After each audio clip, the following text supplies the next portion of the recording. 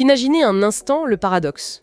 Dans la région de l'Oriental, au Maroc, et plus précisément à Oujda, les étés deviennent d'année en année plus accablants. Ouais, c'est une réalité très dure sur le terrain. Absolument. Les précipitations se font rares, la terre s'assèche, et du coup le changement climatique, c'est plus du tout un graphique abstrait dans un rapport international. C'est une réalité physique, palpable au quotidien. On pourrait s'attendre à ce qu'un groupe de lycéens brandisse des pancartes ou organise des marches, quoi. Ou plante des arbres, voilà. Et ce sont d'excellentes initiatives en soi. Mais les sources qu'on explore aujourd'hui pour notre plongée documentaire révèlent une approche radicalement différente, presque contre-intuitive en fait. C'est ça. Leur arme de choix pour lutter contre cette fatalité climatique, c'est une invite de commande, un éditeur de texte et une logique algorithmique implacable. Ouais, c'est une image assez frappante pour commencer. Bah oui, parce que d'habitude les discussions sur l'écologie, c'est toujours hyper abstrait, non ? On nous parle de grands sommets internationaux, de bilans carbone illisibles. On s'imagine toujours des scientifiques en blouse blanche au milieu de la banquise.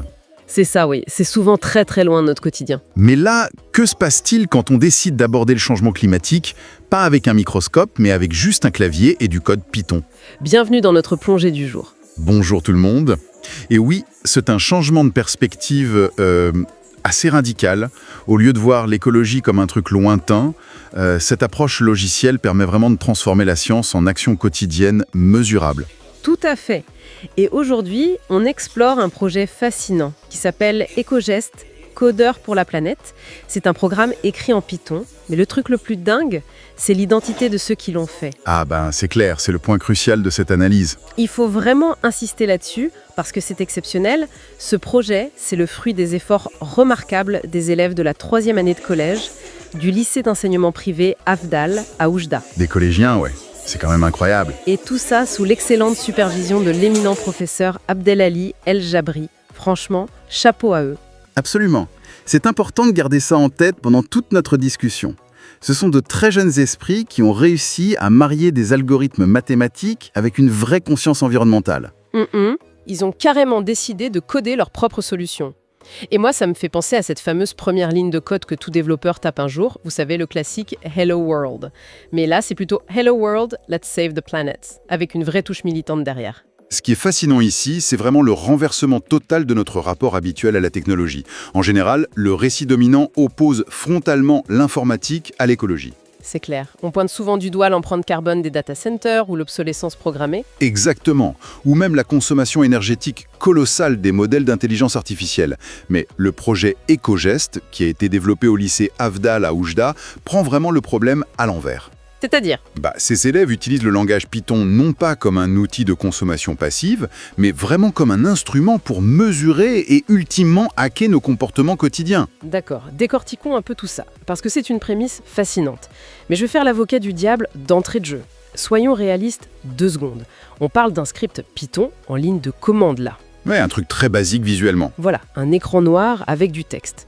Alors qu'aujourd'hui, on a tous dans nos poches des smartphones avec des applications ultra designées, des notifications dans tous les sens. C'est vrai que la concurrence pour l'attention est rude. Du coup, comment on passe d'un constat météorologique local à Oujda à un outil numérique en terminal capable de modifier le comportement d'un collégien ? On ne refroidit pas l'atmosphère avec des boucles conditionnelles en fait. C'est une objection tout à fait légitime. Et la réponse se trouve dans la philosophie même du projet. Il y a une citation dans leur source qui résume ça parfaitement. Ils disent « L'écologie n'est pas qu'un cours de SVT, c'est un défi que l'on peut relever avec un clavier. » Ah, j'aime beaucoup cette image.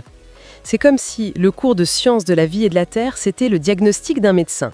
On constate la maladie. Et le clavier d'ordinateur, c'est le traitement chirurgical. On passe à l'action. Exactement. Ce qu'ils ont compris, c'est que la sensibilisation classique, les discours, les affiches, ça souffre d'un défaut majeur. Ça manque de métriques personnalisées. Ouais, c'est trop global, on ne se sent pas visé. C'est ça.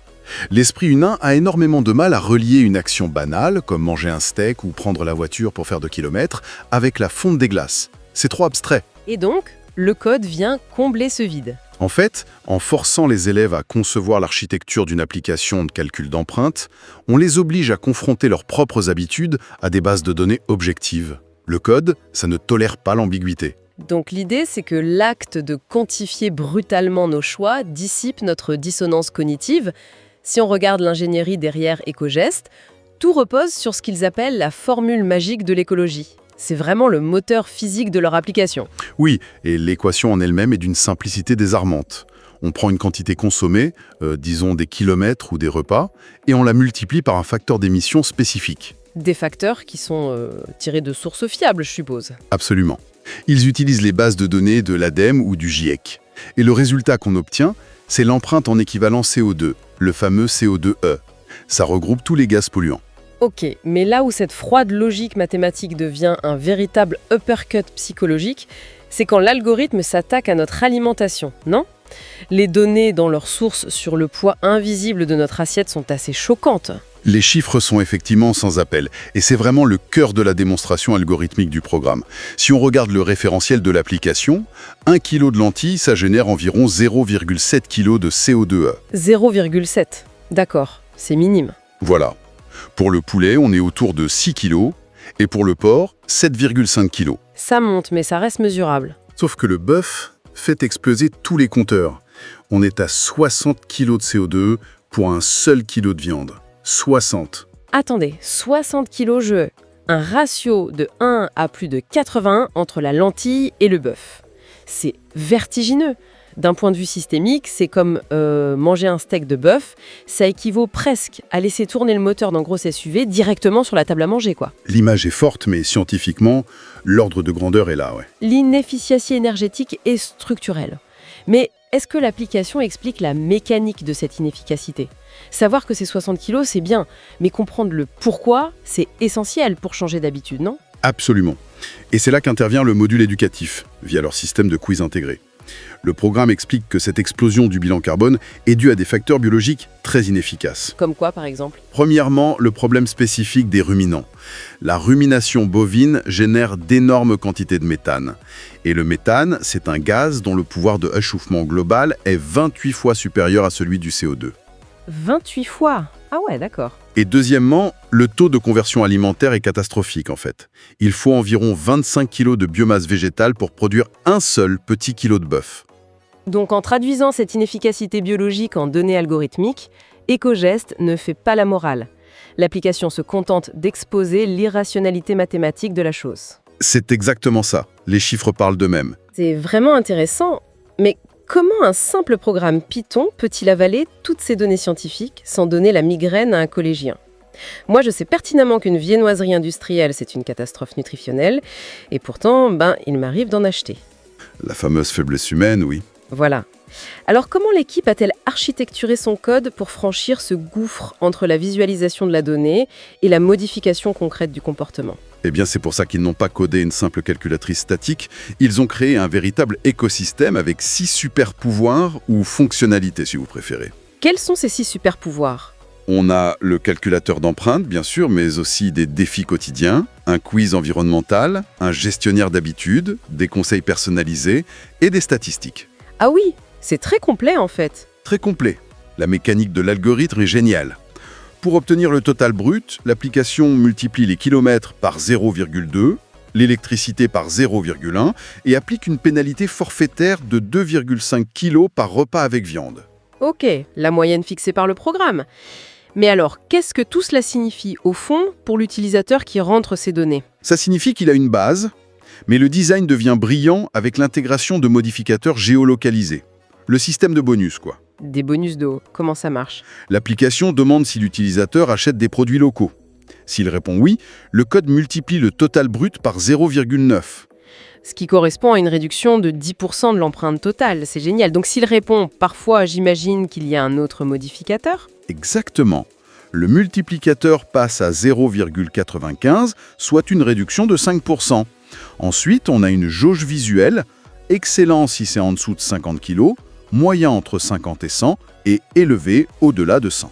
On se croirait dans un jeu vidéo, en fait, avec des malus et des bonus géolocalisés. Acheter des tomates locales, c'est comme équiper un objet qui donne un bonus de défense de 10%. C'est tout à fait ça. C'est de la gamification pure. C'est bien pensé. Mais on sait à quel point un programme peut être fragile si l'utilisateur fait n'importe quoi en tapant sur son clavier. Moi-même, des fois, je tape trop vite. Comment le code gère-t-il le facteur humain? Parce que si ça plante au milieu du calcul, l'illusion est brisée. La gestion de la friction utilisateur, c'est le nerf de la guerre en développement. Pour répondre à ce défi, il faut soulever le capot et regarder la boîte à outils Python qu'ils ont utilisée. Déjà, une séparation structurelle. C'est-à-dire qu'ils ont divisé le code en plusieurs fichiers .py. Exactement. On a ecogest.py qui est le cerveau et l'interface, et function.py qui gère la mémoire et les coulisses. Mais le vrai bouclier anti-crash, c'est la fonction input qui écoute le clavier, combinée à la fonction int. La fonction int, c'est pour transformer le texte tapé en valeur mathématique, c'est ça? Voilà. Sauf que si un élève tape les lettres DIX au lieu du chiffre 10, ça crée une value error et le programme plante instantanément. Ah, la fameuse erreur rouge qui fait peur. C'est ça. Donc ils ont mis en place un bouclier try except, le programme capture l'erreur en silence et demande gentiment de réessayer sans jamais cracher. C'est un peu comme les barrières gonflables au bord d'une piste de bowling. Peu importe comment l'utilisateur lance sa boule, c'est donné quoi, le code empêche la boule de finir dans la gouttière et de faire cracher le système. L'analogie est très drôle, mais c'est exactement ça. Le filet de sécurité est permanent. Mais bon, une fois la donnée entrée, il y a un autre problème. Un programme Python, quand on le ferme, il est amnésique. Ah bah oui, la mémoire vive se vide, toutes les variables disparaissent. Si le compteur repart à 0 chaque matin, impossible de suivre ses habitudes. Et c'est là qu'intervient la mémoire JSON. Sans elle, le programme ne sert à rien sur le long terme.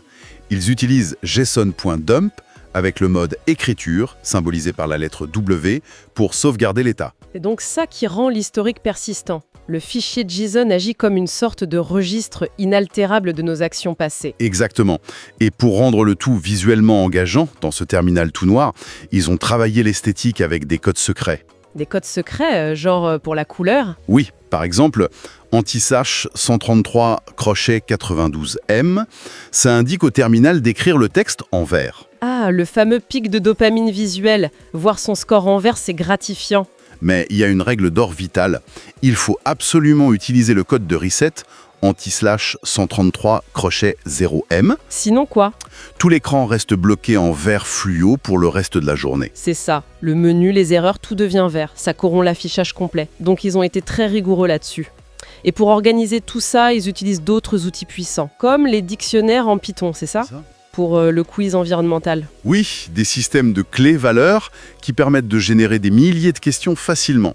Et pour éviter la routine, ils utilisent random.choice pour tirer au sort les défis. Ça garantit que l'utilisateur ne sait jamais sur quoi il va tomber. Et comment le programme reste-t-il ouvert en permanence? Grâce à la boucle while true.